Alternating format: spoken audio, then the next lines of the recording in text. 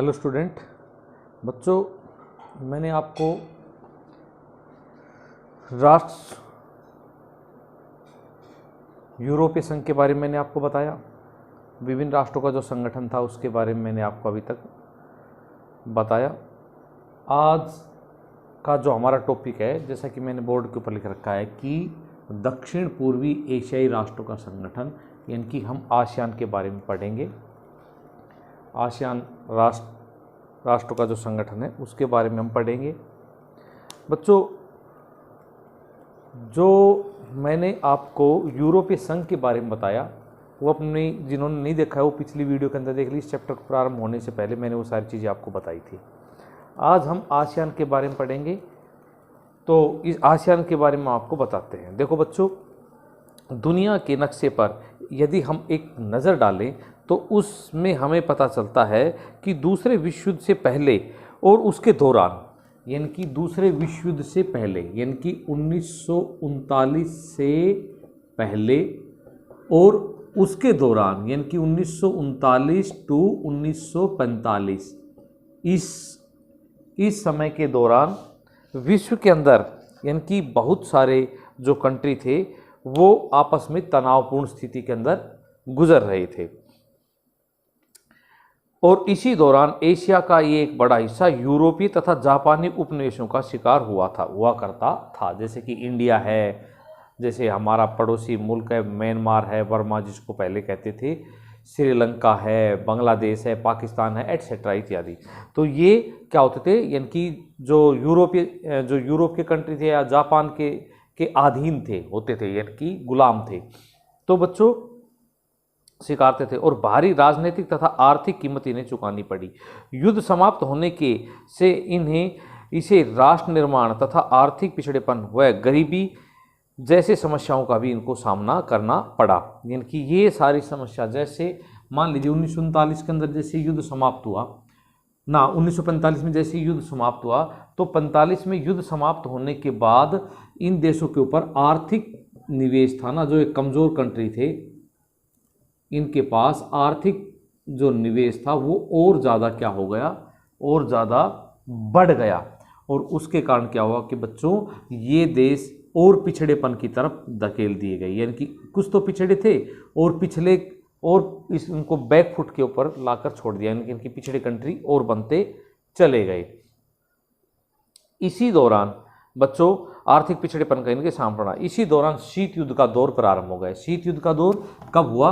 1945 to 1991 तक का, यानी कि सोवियत संघ का जैसे विघटन हुआ, शीत युद्ध समाप्त हो गया। तो इस तिथि के दौरान, इस डेट के दौरान जो शीत युद्ध के कार्य, इनकी इसके दौरान महाशक्तियों के साथ जाने के दबाव को भी झेलना पड़ा। टकरावों व भागम भाग की ऐसी स्थिति से दक्षिण पूर्वी एशियाई समझने की स्थिति में नहीं रहा। और इनमें क्या हुआ कि इन्हीं देशों ने अपना एक अलग से, यानी कि वांगडूम सम्मेलन और गुटनिरपेक्ष आंदोलन के वगैरह के मध्य में एशियाई में तीसरी एक महाशक्ति के रूप में उभरने लगा। एकता कायम होने तथा उपनिवेशी जो ताकतें थी उन ताकतों को कमजोर करने के लिए इसी के चलते दक्षिण पूर्वी एशियाई देशों का एक संगठन बना, जिसका नाम क्या था? आसियान था। यानी कि जो उपनिवेशिक जो कंट्री थे, जो साम्राज्य कर रहे थे, उन देशों को झेलने के लिए, इनकी ताकतों को, मतलब कि उनकी ताकतों का सामना करने के लिए ये आसियान संगठन की स्थापना की गई। 1967 में 90 बोर्ड दिखाई दे रहा होगा सभी को, 1967 के अंदर, 1967 में 1967 में इस क्षेत्र में 5 देशों ने बैंकॉक के अंदर एक घोषणा पत्र पर बैंकॉक के अंदर एक घोषणा पत्र के अंदर हस्ताक्षर किए और इसे आसियान की स्थापना का पहला कदम माना गया। ये देश कौन कौन से थे मैं बता देता हूं। इंडोनेशिया, मलेशिया, फिलीपींस, सिंगापुर और थाईलैंड के अंदर ये मिले बैंकॉक में, और वहाँ पर इन देशों ने फिर आगे अपनी प्रक्रिया प्रारंभ कर दी। आसियान का मुख्य उद्देश्य था आर्थिक विकास को तेजी से आगे बढ़ाना, कि जो विकास था उसको आगे बढ़ाना, और सांस्कृतिक जो विकास था उसको भी एक नई गति तथा नई दिशा के रूप में शामिल करना। यानी कि ये आसियान का उद्देश्य था, ये आसियान का ऑब्जेक्टिव था। इसके साथ साथ बच्चों यानी कि जो आसियान का जो उद्देश्य था वो था कि उपनिवेशिक ताकतों से उभरना। मैं आपको बता देता हूँ। आगे है बच्चों, इस पर आधारित ये क्षेत्रीय शांति स्थापित करना चाहते थे और बाद के कुछ वर्षों में यानी कि 1967 के बाद के कुछ वर्षों में इसमें बुर्नोई के अंदर वियतनाम में लाओस, म्यांमार और कंबोडिया भी आसियान के अंदर इसके शामिल नए सदस्य के रूप में ये बन गई और यूरोपीय संघ की तरह इसे खुद को अधिराष्ट्र संगठन बनाने के लिए इन्होंने कार्य करना प्रारंभ कर दिया, यानी कि एक अधिराष्ट्र संगठन प्रारंभ कर दिया और उसी तरह इन्हें अन्य व्यवस्थाओं को अपने हाथ में लेने के लिए इन्होंने लक्ष्य किया। उपनिवेशिक टकरावों व सहयोगात्मक मेल मिलाप का नया उदाहरण पेश करते हुए आसियान ने काफ़ी यश कमाया और इसको आसियानी शैली के नाम से भी जाना जाता है। यानी कि क्या हुआ कि ये जो कंट्री थे, जितने भी कंट्री शामिल हुए, इन कंट्रियों ने क्या किया कि आपस में जो व्यापार था वो खुले द्वार की नीति अपना ली। यानी कि कोई आयात या निर्यात कर था या जो कोई भी बैरियर थे उनके ऊपर अंकुश कम कर दिया या ख़त्म कर दिया। तो उससे क्या हुआ कि इन देशों के बीच में व्यापार बढ़ने लगा और व्यापार बढ़ने से क्या होने लगा, इनका आर्थिक विकास ऊपर उठने लगा और आर्थिक विकास जब ऊपर उठने लगा तो इसके अंदर इनका अपना जो जीडीपी थी वो भी धीरे धीरे बिल्डअप करनी पड़ी और बिल्डअप हो गई और उससे क्या हुआ कि इनका लोगों का वहाँ जो रहन सहन या इन विदेशी निवेश होने से लोगों का लिविंग स्टैंडर्ड भी क्या होने लगा, बिल्डअप होने लगा, ऊपर उठने लगा और यही आसियान शैली के नाम से प्रभावित हुआ। आसियान के कामकाज में राष्ट्रीय सार्वभौमिकता को सम्मान करते हुए ये महत्वपूर्ण भूमिका निभा रहा है प्रेजेंट के अंदर भी। दुनिया में सबसे तेज रफ्तार से आर्थिक जो तरक्की करने वाला जो सदस्य देशों का समूह था वो कौन सा था, आसियान था। आज भी ये संगठन कार्य कर रहा है। अपने इसी उद्देश्य के लिए सामाजिक दायरे को व्यापक बनाया और 2003 में आसियान ने आसियान सुरक्षा समूह, आसियान आर्थिक समूह व आसियान सामाजिक सांस्कृतिक समूह नामक से 3 अलग से इन्होंने इसके पिलर्स स्थापित किए। आसियान सुरक्षा समूह क्षेत्रीय विवादों को सैनिक टकराव तक न ले जाने के लिए था, बल्कि 2003 में तक आसियान के सदस्य देशों को कई समझौते पर हस्ताक्षर करने थे। इसमें देश की शांति, निष्पक्षता, सहयोग, हस्तक्षेप को बढ़ावा देने व आपसी अंतर व प्रभुसत्ता को समाप्त करने के उद्देश्य से ये सारे कार्य किए गए। इन्हीं तालमेलों के उद्देश्य से 1994 में आसियान क्षेत्र संगठन की एक मंच हुआ था 1994 के अंदर। कब? 1994 के अंदर, जिसने विश्व समुदाय को प्रभावित करने के लिए एक महत्वपूर्ण कदम निभाया था। यदि हम बुनियादी तरीके से इस संगठन की बात करें तो बुनियादी रूप से आसियान एक आर्थिक संगठन था, यानी कि सपोर्ट करने, यानी कि इन देशों को आपस में सपोर्ट करने के उद्देश्य से यानी कि संगठन था। और आसियान क्षेत्र की कुल अर्थव्यवस्था अमेरिकी, यूरोपीय संघ और जापान की तुलना में काफ़ी छोटी है, लेकिन फिर भी ये संगठन यानी कि प्रभावित रूप से अपना प्रभाव छोड़ने में महत्वपूर्ण भूमिका निभा रहा है। यह संगठन इस क्षेत्र के देशों को आर्थिक विवादों को निपटाने के लिए, जो इनके सदस्य राष्ट्र है, आर्थिक विवादों को निपटाने के लिए, ये मौजूदा तरीका को सुधारने के लिए निरंतर रूप से कार्य कर रहा है। आसियान तेजी से बढ़ता हुआ एक महत्वपूर्ण क्षेत्रीय संगठन है और इसके विजन दस्तावेज 2020 में अंतर्राष्ट्रीय समुदाय में आसियान की एक बहुमुखी भूमिका का वर्चस्व रहा है। इसी तरीके से यहाँ पर कंबोडिया के आपस में जो टकराव को तो उसको कंबोडिया की जो टकराव की स्थिति थी उसको भी आसियान ने काफ़ी कम किया है। 1999 से नियमित रूप से इसकी बैठक आयोजित होती है, प्रतिवर्ष होती है। अब भी कोरोना काल के अंदर भी इसकी हाल ही के अंदर, अभी पीछे लास्ट ईयर 2020 के अंदर और अभी 21 के अंदर भी इनकी बैठकें, 21 के अंदर अभी हुई नहीं है, 2020 के अंदर, 21 के अंदर जनवरी के अंदर प्रस्तावित थी, तो इसकी बैठकें निरंतर रूप से होती रही है। भारत के प्रधानमंत्री भी एक पर्यवेक्षक के रूप में भाग लेते हैं, कई बार मोदी जी भी भाग ले चुके हैं। आसियान की मौजूदा आर्थिक शक्ति खासतौर पर भारत व चीन की तेज़ी से बढ़ती हुई विकसित होने की एशियाई देशों को व्यापार तथा निवेश का ये प्रासंगिकता का आकर्षण का केंद्र बना हुआ है। यानी कि भारत भी आसियान के साथ मुक्त व्यापार संधि समझौते का प्रयास कर रहा है और आसियान की असली ताकत उसमें उसके सदस्य राष्ट्रों की है। जो पूरे विश्व को तथा उसको सभी को प्रभावित करने में एक अपनी महत्वपूर्ण भूमिका निभा रहा है बच्चों। ठीक है, आसियान का खुद का अपना फ्लैग है, कई बार इसके फ्लैग के ऊपर भी आ जाता है। मैं इसके फ्लैग को आपको एक बार बोर्ड के ऊपर शो कर देता हूं। तो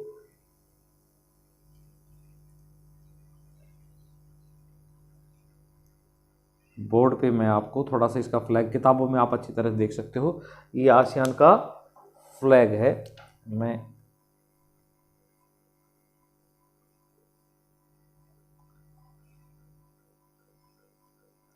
थोड़ा सा टेढ़ा मेढ़ा सा बन गया है, आप देख लेना। इस टाइप का है आपका आसियान का फ्लैग है, ये आसियान का झंडा, आसियान का झंडा है, ये आसियान का फ्लैग है। ठीक है बच्चों, तो ये आसियान से संबंधित आज आपका ये टॉपिक था। इससे आगे मैं चीनी अर्थव्यवस्था के उत्थान और उसके पतन के बारे में आपको मैं नेक्स्ट वीडियो के अंदर आपको बताऊंगा। चीनी उत्थान किस प्रकार हुआ कि उनके बारे में और उसके उत्थान तथा पतन के विषय के अंदर आपको बताऊंगा। मैं इसका कुछ पार्ट मैं आपको करा ही देता हूं आज आपको। तो जो हमारा नेक्स्ट टॉपिक है वो है चीनी उत्थान तथा पतन के विषय में।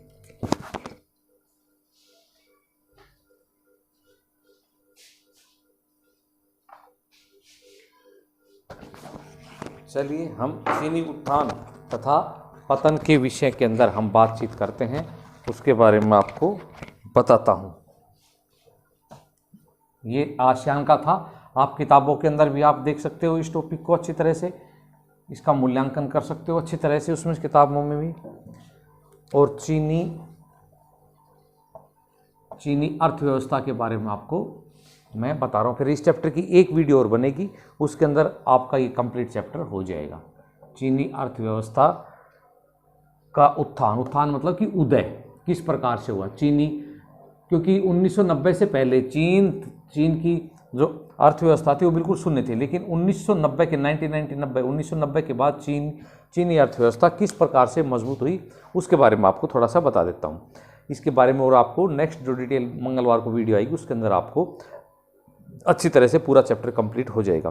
तो बच्चों, जिन्हें हम ड्रैगन के नाम से भी जाना जाता है, एक इसका कार्टून का भी क्वेश्चन है, वो कई बार आपका आया हुआ है हमारे सीबीएसई में, तो वो भी मैं आपको करवाऊंगा कार्टून के क्वेश्चन भी। तो आइए अब हम अपने बिल्कुल नज़दीकी जो हमारा पड़ोसी देश है और उसकी शक्ति को तीसरे बड़े केंद्र यानी कि चीन का रुख के बारे में बात करते हैं। आर्थिक शक्ति के रूप में चीन के उदय को पूरे विश्व में जिस तरह से देखा जाता है उसे अगले कई अध्यायों में और इस अध्याय में भी हम कार्टून के माध्यम से समझेंगे। 1978 के बाद यानी कि 1978 के बाद 1978 के बाद बच्चों 1978 के बाद जारी चीनी अर्थव्यवस्था की सफलता का एक महाशक्ति के रूप में उभर कर सामने आया है बच्चों। और हमने देखा है कि आर्थिक सुधारों के लिए 1978 के बाद चीन के अंदर जो व्यवस्था है वो काफ़ी परिवर्तनकारी रही है।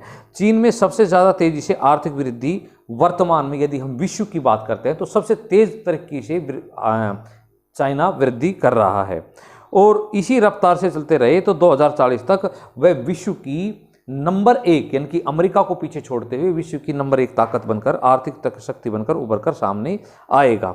आर्थिक स्तर पर अपने पड़ोसी मुल्कों के जुड़ाव को चलते हुए चीन ने पूर्वी एशिया के विकास को एक इंजन के रूप में कार्य किया है।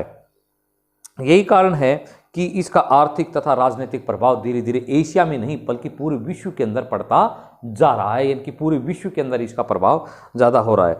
1949 की हम बात करते हैं, 1949 की से शुरुआत करते हैं हम।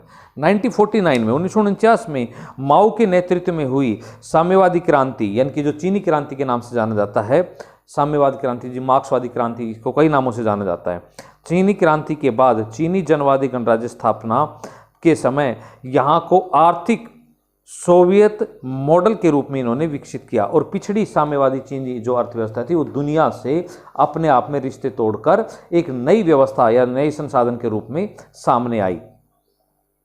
इसी प्रभाव के चलते हुए पूंजी को निवेश के माध्यम से या सरकारी नियंत्रणों को छोड़ते हुए इसने सामुदायिक स्तर के ऊपर कार्य किया। सरकारी नियंत्रण में बड़े उद्योग खड़े कर दिए और इसने विश्व समुदाय या विदेशी बाजारों की तकनीकों को सामान खरीदने के लिए तथा विदेशी मुद्रा की कमी को दूर करने के लिए इन्होंने कारगर प्रयास किया। और इसी मॉडल पर चीन ने अभूतपूर्व स्तर पर औद्योगिक अर्थव्यवस्था को आगे बढ़ाने में अपनी महत्वपूर्ण भूमिका को निभाया, जिसके कारण इनके अपने सुधार तथा इनकी अर्थव्यवस्था के अंदर जो विकसित हुआ वो 5 से 6% इनकी जीडीपी थी वो धीरे धीरे क्या होती गई, बढ़ती चली गई।